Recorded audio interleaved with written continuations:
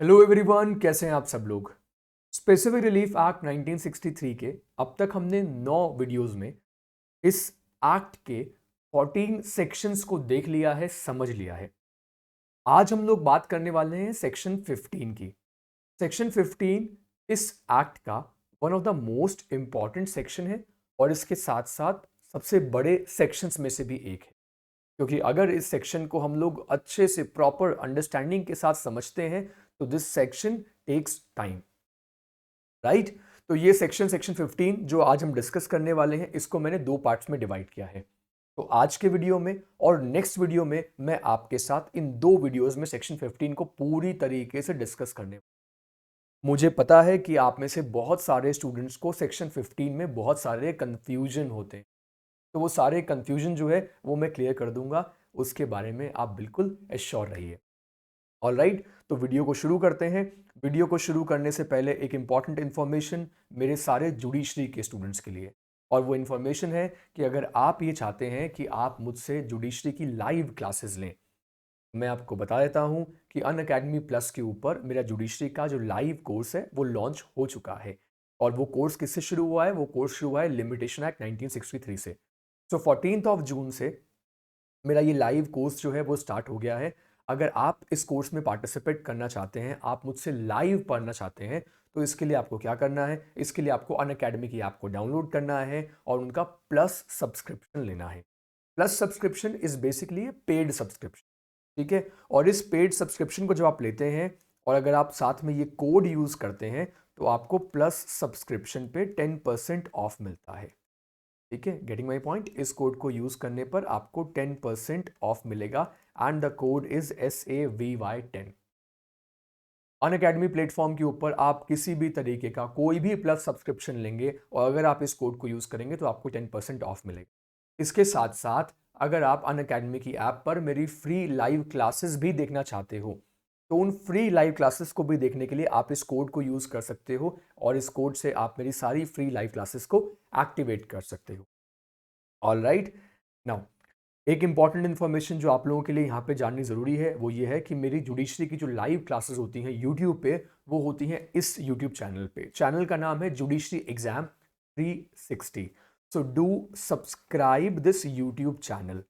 और इस चैनल पे आपको मेरे बहुत सारे जुडिशरी रिलेटेड वीडियोस मिल जाएंगे जो आपकी प्रिपरेशन में बहुत हेल्पफुल रहेंगे। तो इस चैनल को ज़रूर सब्सक्राइब कर लीजिएगा, ज़रूर सब्सक्राइब कर लीजिएगा। यूट्यूब हैंडल मैंने आपको यहाँ पे बता दिया है, जुडिशरी एग्जाम 360। और टेलीग्राम हैंडल यहाँ पे कौन सा है? टेलीग्राम हैंडल है जुडिशरी एग्जाम 360। टेलीग्राम पे अगर आप फॉलो करेंगे तो यहाँ पे टेलीग्राम पे ऊपर आपको मेरी सारी आने वाली क्लासेस का प्रॉपर स्केड्यूल मिल जाएगा। जो भी मेरी फ्री क्लासेस होती है अनअकैडमी ऐप के ऊपर और जो मेरी यूट्यूब के ऊपर क्लासेस होती है, उनकी पूरी इन्फॉर्मेशन टेलीग्राम के ऊपर मिल जाती है।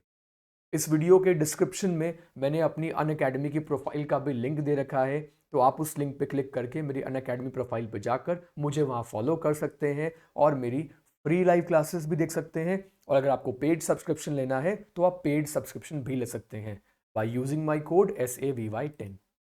ऑलराइट, 1 जुलाई से अनअकैडमी पे जो जुडिशरी का जो प्लस सब्सक्रिप्शन है उसका प्राइस रिवाइज होने वाला है।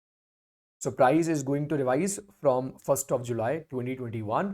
तो उससे पहले आप इस ऑफर का बेनिफिट ले सकते हैं। जो अभी रिड्यूस्ड प्राइस है उस रिड्यूस्ड प्राइस में आप सब्सक्राइब कर सकते हैं। मेरा कोड लगा लेंगे अगर आप SAVY10, तो आपको 10% ऑफ उसमें भी मिल जाएगा। ऑल राइट, तो अब हम एक काम करते हैं, अब हमारे टॉपिक के ऊपर आते हैं। तो टॉपिक हमारा कौन सा है? अब हमारा टॉपिक है सेक्शन 15। तो सेक्शन 15 के बारे में पूरा डिस्कशन करते हैं और इस सेक्शन 15 को डिकोड करते हैं। अगर आप पहले वाले वीडियोस को देखेंगे, अगर आप एक एक वीडियो को पेशेंस के साथ देखेंगे, तो आपको ये लगेगा कि आपने सारे सेक्शंस जो है वो बड़ी आसानी से आपने समझ लिए हैं।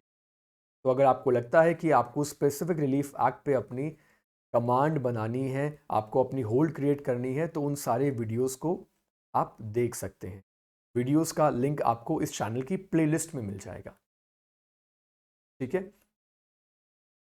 So who may obtain specific performance? Specific performance कौन ऑब्टेन कर सकता? अब इसके लिए सेक्शन 15 ने बहुत सारे आंसर्स दिए हैं।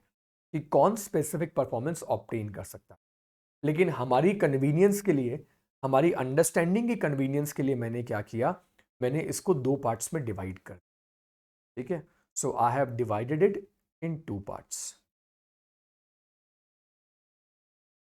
और मैंने आपको बताया है कि सेक्शन 15 को हम दो पार्ट्स में पढ़ेंगे, क्योंकि सेक्शन 15 में इतने सारे प्रोविजंस हैं कि उनको एक साथ कवर करने से कंफ्यूजन ना हो, इसलिए दो पार्ट्स में हम उनको देखने वाले।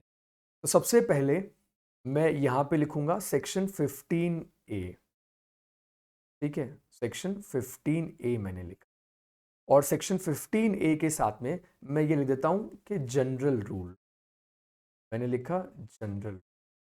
और जनरल रूल, कौन सा जनरल रूल है जिसकी यहाँ पे बात की जा रही है? तो बेसिकली यहाँ पे हम एक काम करते हैं, प्रीविटी ऑफ कॉन्ट्रैक्ट का जो प्रिंसिपल है उसको अप्लाई करते हैं। तो प्रीविटी ऑफ कॉन्ट्रैक्ट अगर मैंने लिखा है, सो बेसिकली मैं किसकी बात कर रहा हूँ? Here I am talking about section 37 of the Indian contract act.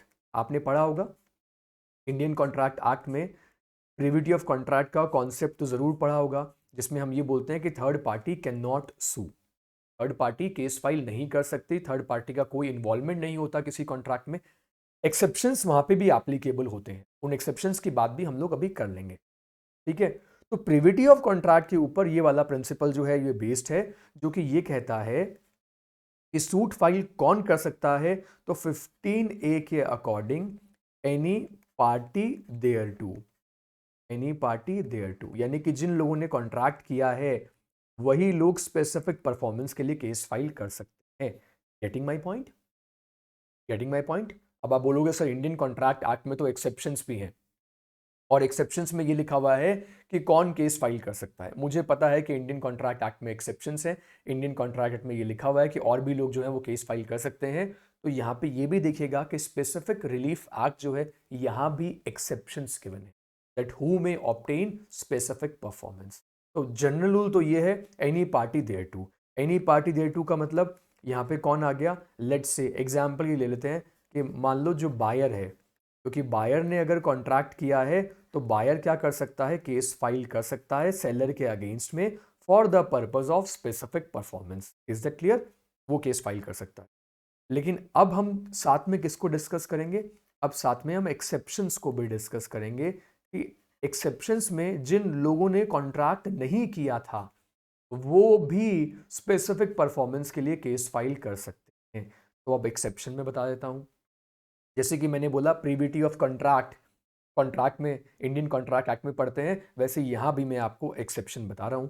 तो एक्सेप्शंस में देखो मैं आपको सेक्शन बता रहा हूँ कौन सा, तो ये देखिए एक बता रहा हूँ आपको मैं सेक्शन 15B, और ये सारे सेक्शंस हमें डिस्कस करने हैं। तो ये सारे एक्सेप्शंस हैं, यहाँ पे वो लोग केस फाइल करेंगे जिन लोगों ने कॉन्ट्रैक्ट नहीं किया था, जो ओरिजिनली उस कॉन्ट्रैक्ट की पार्टी नहीं थे, लेकिन फिर भी वो स्पेसिफिक परफॉर्मेंस जो है वो डिमांड कर सकते हैं। अगर आप इस तरीके से सेक्शन 15 को पढ़ोगे ना तो आपको बहुत बेटर क्लियरिटी आएगी अबाउट दिस सेक्शन। तो यहाँ मैंने सेक्शन 15FA लिखा, ठीक है। ये अमेंडमेंट है, क्या अमेंडमेंट है उसके बारे में मैं बात कर लूँगा जब हम हमारे नेक्स्ट लेक्चर में हम सेक्शन 15 को कंप्लीट करेंगे, तब तक आपके माइंड में प्रॉपर क्लियरिटी होगी अबाउट दिस सेक्शन। तो यहाँ पे 15B, C, D, E, F, ठीक है, FA को ध्यान देना इसके ऊपर, और साथ में F15G एंड 15H। यहाँ जो पार्टीज केस फाइल कर रही हैं इन लोगों ने ओरिजिनली कॉन्ट्रैक्ट नहीं किया था, ओरिजिनली ये कॉन्ट्रैक्ट की पार्टीज नहीं थी, फिर भी ये केस फाइल कर सकती हैं स्पेसिफिक परफॉर्मेंस के लिए। और सेक्शन की हेडिंग ही क्या है? सेक्शन 15 की हेडिंग ही यही है, who may obtain specific performance. All right, तो पहला पॉइंट तो ये आ गया कि एनी पार्टी देयर टू, ये वाला पॉइंट हमने देख लिया। इन दोनों में से पार्टीज जो हैं उनको राइट मिलता है, जिन्होंने कॉन्ट्रैक्ट किया वो केस फाइल कर सकते हैं। उसके बाद ठीक है, यहां पे अब सेक्शन 15B देखिए, सेक्शन 15B, और इस सेक्शन 15B में क्या लिखा हुआ है? तो इस सेक्शन 15B में दो बातें लिखी हुई। तो यहां जो दो पॉइंट्स हैं उन दो पॉइंट्स को मैं कुछ इस तरीके से बता रहा हूं। ये मैंने एक बार फिर से लिखा यहाँ पे 15B, और देखिए अब कौन केस फाइल कर रहा है। अब सूट कौन फाइल, देखो एक यहाँ पे वर्ड आएगा, एक representative, representative in interest, representative in interest, ये क्या कर सकते हैं, ये सूट फाइल कर सकते हैं। अगर आपके माइंड में ये क्वेश्चन है कि अब रिप्रेजेंटेटिव इन इंटरेस्ट कौन है, तो अब मैं इसका मीनिंग भी आपको यहाँ पे एक्सप्लेन कर देता हूँ, ठीक है। तो रिप्रेजेंटेटिव इन इंटरेस्ट में हम शामिल कर सकते हैं किसको, हम इसमें शामिल कर सकते हैं लीगल रिप्रेजेंटेटिव को। मान लो एक पर्सन है, उसने एक प्रॉपर्टी खरीदने के लिए एक एग्रीमेंट कर लिया था, और एग्रीमेंट करने के बाद उसकी हो गई डेथ, तो अब वो तो केस फाइल कर नहीं पाएगा। तो जब वो केस फाइल नहीं कर पाएगा तो उसके बिहाफ पे केस कौन फाइल करेगा, अब उसके जो लीगल रिप्रेजेंटेटिव हैं वो बायर के अगेंस्ट में केस फाइल कर सकते हैं, और वो स्पेसिफिक परफॉर्मेंस जो है वो डिमांड कर सकते हैं। अब मैं यहाँ पे एक बात आपसे डिस्कस करना चाहूँगा। मान लो एक पर्सन था जिसने एग्रीमेंट कर लिया प्रॉपर्टी बाय करने का, उसके बाद में हो गई उसकी डेथ। उसकी डेथ के बाद उसकी फैमिली में बचते हैं कौन कौन, उसकी विडो बचती है और उसके 3 बेटे बचते हैं, ठीक है, 3 सन्स आर देयर। उनमें से एक जो बेटा है, एक जो इसका सन है जो सबसे छोटा है, वो बोलता है कि मैं इसमें पार्टी बनने में इंटरेस्टेड ही नहीं हूं, जो भी उसके रीजन है वो सूट फाइल करने में इंटरेस्टेड नहीं है। गेटिंग माई पॉइंट, यहां पे मैं बात कर रहा हूं रिप्रेजेंटेटिव इन इंटरेस्ट की, और रिप्रेजेंटेटिव इन इंटरेस्ट में मैंने पहला एग्जांपल यहां पे क्या दिया आपको, लीगल रिप्रेजेंटेटिव मैंने आपको एग्जांपल, और मैंने कहा कि लीगल रिप्रेजेंटेटिव जो है वो रिप्रेजेंटेटिव इन इंटरेस्ट बन सकते हैं, ये मैंने आपको बता दिया। और मैंने बोला कि एक पर्सन ने एग्रीमेंट कर लिया था, उसकी डेथ हो गई, और बाद में कौन बचा, उसकी विडो बची और उसके 3 बेटे बचे। तो 3 में से एक जो सबसे छोटा बेटा है उसने मना कर दिया, तो यहां पे वो जो विडो है वो सूट फाइल करेगी अपने दोनों बेटों के साथ में, और जो एक बेटा है उसका, उसको भी क्या ट्रीट किया जाएगा, यहां पे डिफेंडेंट ट्रीट किया जाएगा, यहां पे उसको भी डिफेंडेंट ट्रीट किया जाएगा इस सिचुएशन में, ठीक है।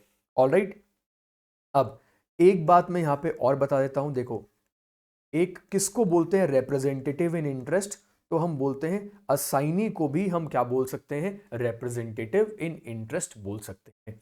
एक एग्जांपल देके मैं आपको बताऊं, एक पर्सन जो है वो अपने कुछ गुड्स जो है वो प्लेज कर देता है किसी पर्सन को, प्लेज कर देता है किसी पर्सन को, और साथ में वो उससे एक एग्रीमेंट करता है, और उस एग्रीमेंट में लिखा होता है कि मुझे राइट टू रीपरचेज भी मिलेगा। वो ये बोलता है कि अगर मैं चाहूं तो इसको रीपरचेज कर सकता हूं, पेमेंट करके रिडीम तो करवा ही सकता है ना। तो मैंने यहां पे एक टर्म बोली, देखिए राइट टू रीपरचेज, ये राइट टू रीपरचेज जो होता है ना, जिस पर्सन के पास राइट टू रीपरचेज का राइट होता है वो इसको असाइन भी कर सकता है, this can be assign to anyone. तो मान लो अमर के पास मान लो राइट टू रीपरचेज है, और अमर ने अपने इस राइट को असाइन कर दिया किसको, प्रेम को। तो प्रेम अब केस फाइल कर सकता है उस पर्सन के ऊपर स्पेसिफिक परफॉर्मेंस के लिए जिस पर्सन के पास में गुड्स जो है वो अवेलेबल है। गेटिंग माई पॉइंट, जिसके पास अवेलेबल है वो उसके ऊपर केस फाइल कर सकता है। तो अगर आपसे कोई पूछे या कभी ऐसा क्वेश्चन आए कि रिप्रेजेंटेटिव इन इंटरेस्ट कौन हो सकता है, तो you can say legal representative जो है वो रिप्रेजेंटेटिव इन इंटरेस्ट हो सकता है। इसके अलावा असाइनी जो है वो भी क्या हो सकता है, he could also be a representative in interest. Getting my point. अब अगला पॉइंट देखिए, अगला पॉइंट यहां पे समझिएगा कि और कौन हो सकता है। तो ये देखिए, अब मैं बोलूंगा कि प्रिंसिपल जो है ना, प्रिंसिपल मतलब एजेंट ने कोई कॉन्ट्रैक्ट किया है, तो इन दैट केस प्रिंसिपल भी क्या कर सकता है, वो एजेंट के बिहाफ पे केस फाइल, एजेंट ने कॉन्ट्रैक्ट किया है उसी के लिए तो किया है, तो बिहाफ वर्ड बोलना ज्यादा अप्रोप्रिएट नहीं होगा, लेकिन क्योंकि प्रिंसिपल के बिहाफ पे ही एजेंट ने कॉन्ट्रैक्ट किया था, ये ज्यादा बेटर वर्ड होगा, ये ज्यादा बेटर लाइन होगी। तो प्रिंसिपल को भी यहाँ पे क्या मिल जाता है, यहाँ पे राइट मिल जाता है। तो अगर आपने इंडियन कॉन्ट्रैक्ट एक्ट में सेक्शन 182 से लेकर सेक्शन 238 तक अगर आपने कॉन्ट्रैक्ट ऑफ एजेंसी का प्रोविजन देखा हो, तो आपको वहां पे ये चीज पता होगी कि प्रिंसिपल के बिहाफ पे एजेंट जो है वो एक्ट करता है, क्योंकि अल्टीमेटली एजेंट जो है वो प्रिंसिपल को रिप्रेजेंट कर रहा है, तो प्रिंसिपल भी सूट फाइल कर सकता है, प्रिंसिपल भी सूट फाइल कर सकता है किसके लिए, स्पेसिफिक परफॉर्मेंस के लिए सूट फाइल करने का राइट है। यहाँ अलग अलग रेलेवेंट सेक्शन जो है वो हो सकते हैं, सेक्शन 186 यहाँ पे रेलेवेंट सेक्शन हो सकता है, section 187 of the Indian contract act जो है वो भी यहाँ पे रेलेवेंट सेक्शन हो सकता है। आप मेरी बात समझ रहे हो? ओरिजिनली जो कॉन्ट्रैक्ट है वो एजेंट ने किया था, लेकिन क्योंकि वो प्रिंसिपल के बिहाफ पे किया गया है तो प्रिंसिपल स्पेसिफिक परफॉर्मेंस जो है वो डिमांड कर सकता है। जब प्रिंसिपल की लायबिलिटी आ सकती है उन कॉन्ट्रैक्ट्स के लिए जो एजेंट ने किए थे, तो प्रिंसिपल राइट्स क्यों नहीं डिमांड कर सकता उन कॉन्ट्रैक्ट्स के लिए जो एजेंट ने उसके बिहाफ पे किए थे। Is that clear? आई मेरी बात समझ में? तो ये मैंने आपको बताया, द रिप्रेजेंटेटिव इन इंटरेस्ट और the principal of any party thereto, of any party thereto. लेकिन देखो इसके साथ साथ में क्या है, इसके साथ साथ में एक चीज और है। इसके साथ साथ में इस सेक्शन 15B में एक प्रोवाइजो है, ठीक है, एक प्रोवाइजो है। अभी हम उसी प्रोवाइजो को पढ़ेंगे, उसी प्रोवाइजो को हमें पढ़ना है और उसी प्रोवाइजो को हमें समझना, ठीक है। अब यहां पे ये देखिएगा, अगर इस सिचुएशन में जब मैं प्रोवाइजो बता रहा हूं तो याद रखिएगा कि in this situation specific performance जो है वो डिमांड नहीं कर सकता, पार्टी के अलावा कोई दूसरा पर्सन डिमांड नहीं कर। यानी कि अगर आप चाह रहे हैं रेस्ट्रिक्शन लगाना किसके ऊपर, असाइनी के ऊपर, लीगल रिप्रेजेंटेटिव के ऊपर, तो यहाँ पे प्रोवाइजो जो है वो काम आता है। तो यहाँ पे जो प्रोवाइजो है उसमें बेसिकली ये लिखा हुआ है कि प्रोवाइडेड, प्रोवाइडेड कि अगर किसी भी तरह की कोई स्किल इन्वॉल्व है, कोई लर्निंग इन्वॉल्व है, देखिएगा, ठीक है, लर्निंग इन्वॉल्व है, कोई स्किल इन्वॉल्व है, और मैं बोलूँगा कि कोई सॉल्वेंसी इन्वॉल्व है, लर्निंग, स्किल, सॉल्वेंसी, और या फिर कोई personal qualification involve, personal qualification involve. देखो सिंगिंग करना, एक्टिंग करना, ये सारी पर्सनल स्किल्स हैं, ये सारी की सारी पर्सनल स्किल्स हैं, और इस सिचुएशन में कोई और पर्सन उसको रिप्लेस नहीं कर सकता। जिस पर्सन के साथ आपने कॉन्ट्रैक्ट किया है उसको कोई दूसरा कभी रिप्लेस कर ही नहीं पाएगा, क्योंकि हर आदमी के पास, हर इंसान के पास अपनी एक पर्टिकुलर स्किल होती है, टैलेंट होता है, और वो जिस तरीके से उस काम को एग्जीक्यूट करता है उसके लीगल रिप्रेजेंटेटिव या असाइनी या कोई भी पर्सन, उसका एजेंट, उस तरीके से उसको एग्जीक्यूट नहीं कर सकता। Getting my point?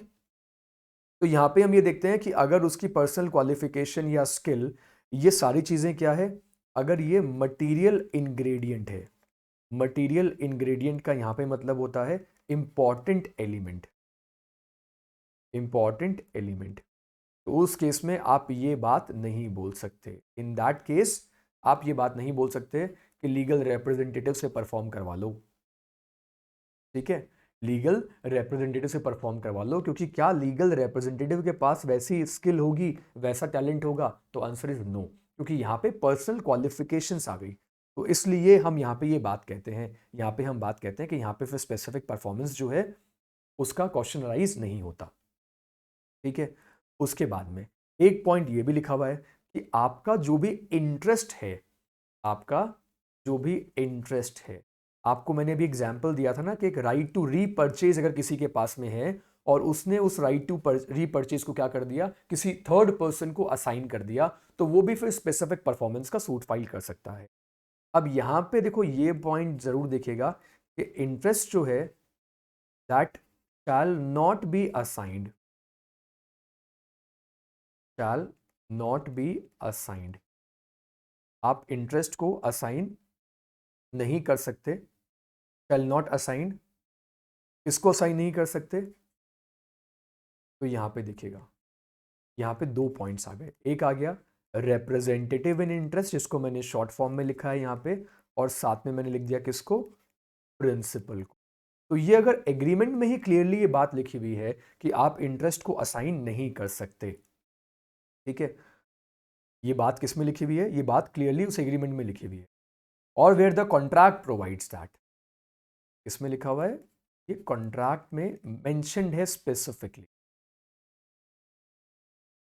जब दोनों पार्टीज ने आपस में कॉन्ट्रैक्ट किया था तो उन्होंने पहले ही बोल दिया था कि आप अपने इंटरेस्ट को असाइन नहीं कर सकते, उसके ऊपर पहले से ही रोक लगा दी थी। तो उस सिचुएशन में हम क्या बोल देंगे, उस सिचुएशन में तो ये लोग रिप्रेजेंटेटिव इन इंटरेस्ट जो हैं या फिर जो प्रिंसिपल है वो डिमांड नहीं कर सकते।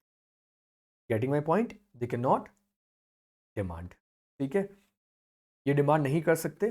तब तक डिमांड नहीं कर सकते तो यहां पे एक पॉइंट और आ गया है, अनलेस, अनलेस सच पार्टी। तो एक यहां पे इनको एक और डिफेंस दिया गया है, इस पॉइंट को समझिएगा और मैं बोलूंगा कि आप प्लीज बैराक से एक बार अच्छे से इस सेक्शन को रीड कीजिए, आपको सारी बात समझ में आ जाएगी। अनलेस सच party already performed, already performed his part, तो उस पार्टी ने पहले ही अपने पार्ट को परफॉर्म कर दिया हो, जो भी उसकी लायबिलिटी थी, जो भी उसकी ऑब्लिगेशन थी, उसको पूरा कर दिया हो। और या फिर जो दूसरी पार्टी है उस पार्टी ने परफॉर्मेंस को एक्सेप्ट कर लिया हो। लेट से पेमेंट एक्सेप्ट कर ली। पेमेंट किससे एक्सेप्ट कर ली? मान लो मैं बोलता हूं कि रिप्रेजेंटेटिव इन इंटरेस्ट, तो इसको मैं बोलता हूं RII, शॉर्ट फॉर्म में मैंने यहां पे RII लिखा है। तो परफॉर्मेंस बाय RII, ठीक है, या आप बोल सकते हो प्रिंसिपल, आप बोल सकते हो principal has been accepted by the other party. तो या तो वो इन दोनों में से किसी भी पार्टी से परफॉर्मेंस एक्सेप्ट नहीं करता, accepted by the other party, getting my point, या तो वो इनमें से किसी भी पार्टी से परफॉर्मेंस को एक्सेप्ट नहीं करता, लेकिन उसने क्या किया, ठीक है, such party has already performed his part of the contract और द परफॉर्मेंस देयर ऑफ, और the performance thereof by his representative in interest और his principal has been accepted by the other party. तो अगर आपने accept कर लिया तो आप एक ही टाइम पे दो अलग अलग कॉन्ट्राडिक्टरी यहां पे डिफेंस नहीं ले सकते। मतलब एक तरफ तो आप ये बोल रहे हो कि रिप्रेजेंटेटिव इन इंटरेस्ट से हमारे ऊपर केस फाइल नहीं किया जा सकता, ये स्पेसिफिक परफॉर्मेंस मुझसे डिमांड कर ही नहीं सकते, प्रिंसिपल भी डिमांड नहीं कर सकता। लेकिन साथ में यह भी देखा जाएगा कि जो पार्टी ये डिफेंस क्लेम कर रही है उस पार्टी ने क्या इन रिप्रेजेंटेटिव इन इंटरेस्ट से या फिर प्रिंसिपल से कोई परफॉर्मेंस एक्सेप्ट कर ली थी, पैसे ले लिए थे, अमाउंट एक्सेप्ट कर लिया था, और उसके बाद में आप इसका डिफेंस नहीं मांग सकते। तो in that situation, in that situation तो हम ये बोल सकते हैं कि अब रिप्रेजेंटेटिव इन इंटरेस्ट जो है या फिर कौन है, प्रिंसिपल जो है, वो स्पेसिफिक परफॉर्मेंस डिमांड कर सकता है। Is that clear? आपको बात समझ में आई? ये मैंने आपको समझाया section 15A and section 15B, ये 15B मैंने आपको समझा दी। उसके बाद सेक्शन 15C की भी हम लोग यहां पे एक बात कर सकते हैं कि सेक्शन 15C किस बारे में बात करता है। तो ये देखो, सेक्शन 15 जो है ये बात करता है कि अगर कोई सेटलमेंट ऑन मैरिज हुआ है, अब इसका रेफरेंस तो हम लोग इंडियन कॉन्ट्रैक्ट एक्ट में भी पढ़ते हैं। इंडियन कॉन्ट्रैक्ट एक्ट में टॉपिक आता है प्रिविटी ऑफ कॉन्ट्रैक्ट, जिसमें हम पढ़ते हैं थर्ड पार्टी कैन नॉट सू, और उसका एक्सेप्शन हम पढ़ते हैं, और उस एक्सेप्शन में हम इस टॉपिक को देखते हैं, सेटलमेंट ऑन मैरिज। तो यहाँ इस केस में सेटलमेंट ऑन मैरिज हो रहा हो या फिर हो रहा हो एक कॉम्प्रोमाइज और ए कॉम्प्रोमाइज। अभी एग्जाम्पल दूंगा तो आपको ये प्रॉपरली समझ में आ जाएगा। Compromise of doubtful rights, doubtful